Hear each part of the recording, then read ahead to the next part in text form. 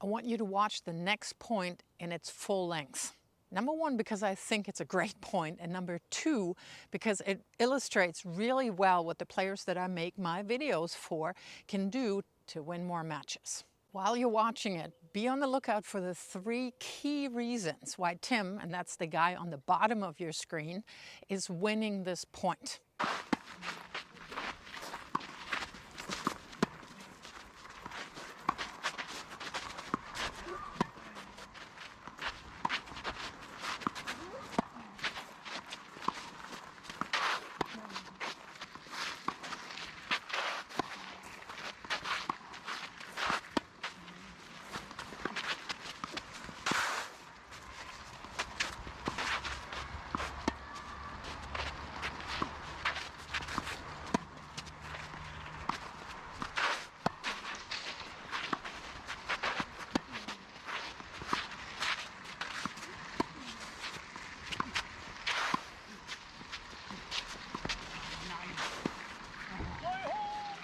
What did you see? I'll go over the 3 reasons that I saw, and then at the end I'll also give you drills on how to work on those things so that you can win more matches. The number 1 reason, it is depth. Plain and simple. Tim consistently hits the ball deeper. It's not that he's hitting with crazy power, he's not going for crazy shots, it's just deep balls.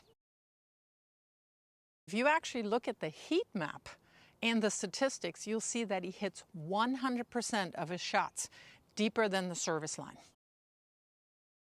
When you hit the balls deep, at the very minimum, I, as your opponent, can't attack them. If I'm back here, the other thing that you do to me when you hit the ball deep is I can't really easily hit a whole lot of angles, meaning I can't open the court, and you, the person who hits the ball deep, is not having to run as much. The other thing simply is, if you're hitting the balls deep and I, as your opponent, am not doing a good job adjusting backwards and also taking into consideration that I probably have to lift the ball a little bit more to get depth on my shots, then I end up hitting the ball shorter, which means that you can step in, take time away from me, and take over the point. And by the way, the footage of this match is coming from Amateur Tennis TV. It's a YouTube channel. It's actually based out of Germany, and they allow me to use their footage because I do think they have absolutely fantastic matches there.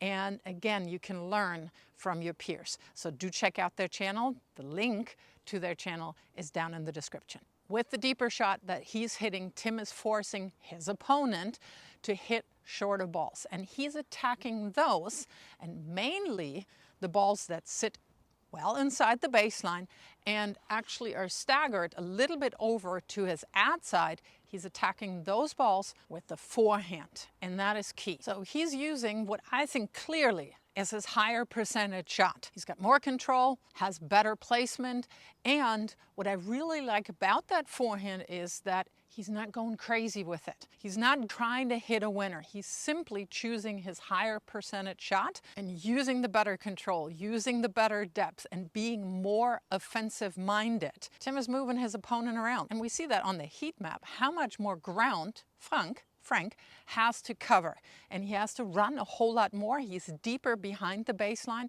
and eventually he's hitting a shorter ball because of that, and that is the one that Tim can jump on and go on offense and come into net. In addition to using his forehand, in addition of hitting the ball consistently deeper, Tim is using one other tactical measure that is so simple that a whole lot of players don't think about doing that with a lot more discipline, and that is simply to go cross court with the majority of your shots. By going cross court, you're obviously going over the lower part of the net, and going into the diagonal of the court, you have 4 feet more room to hit into. That's more than a meter.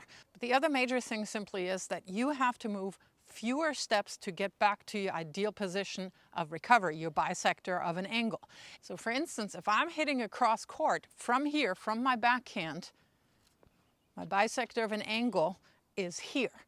If I were to go down the line, my bisector of an angle now is on the opposite half. So me going cross court I have to move less, meaning I'm more balanced, and most likely I'm giving myself a better chance to produce an effective shot. And there's actually 2 balls in that rally where I would have suggested for sure to go cross court, because that ends up being missed opportunities there for Frank, the opponent. So let's look at this stage in the point specifically, because there's 2 missed opportunities.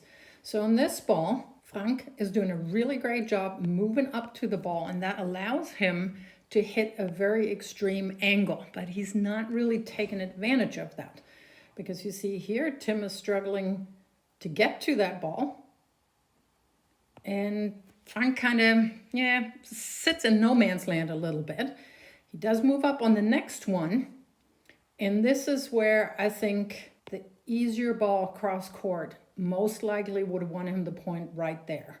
Instead, he's trying to go behind Tim, who basically can reset the point. And you now see by going down the line here, Frank's best place to recover is actually somewhere over here, but he's not really getting into the best position to recover his bisector of an angle. So on the next ball, he's still actually moving backwards. So not the best of balance.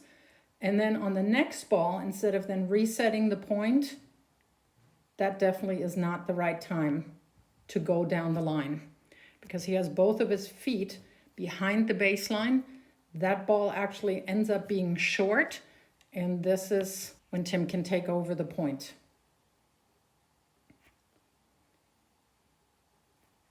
How can you work on these 3 things now? Let's start with depth. There's a very simple way of immediately hitting deeper shots, and that is to simply add height. If you're just barely clearing the net, you have to hit a lot harder to produce depth, and of course that leads to more errors. And I sometimes like to give visual reminders of that aiming higher concept by simply sticking the rackets into the net. Just seeing that there is some additional obstacle will automatically make you aim a little higher. You could also put some sticks in here, have a rope in between, but just to keep it simple, this is what I like to do. Way too short. That's a better rally ball. By the way, I'm only going cross court.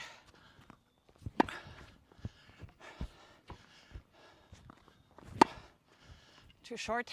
And of course you can do that when you're just rallying, when you're warming up with your partner, or you can do it on the ball machine, as I will have to do because I still haven't found a good hitting partner here in Spain. So got to work on that, and you still get the idea though. The next drill, helping you to find your forehand, is to simply put out a couple of cones, or of course on clay you can just, scratch a line into the ground. But this is the area to the right of these cones that I want to use as forehands entirely. And of course you can do that when you're just rallying. I set my machine in a way that gives me mostly this area.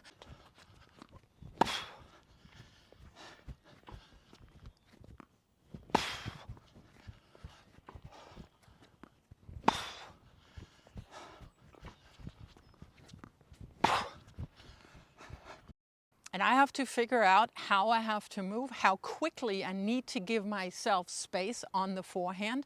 And that helps me just have that mindset that from now on, anything that sits in the middle, I want to hit as my forehand, because that is, for most recreational players, the preferred shot. More control, more pace, and they're just more confident in it. So use it more.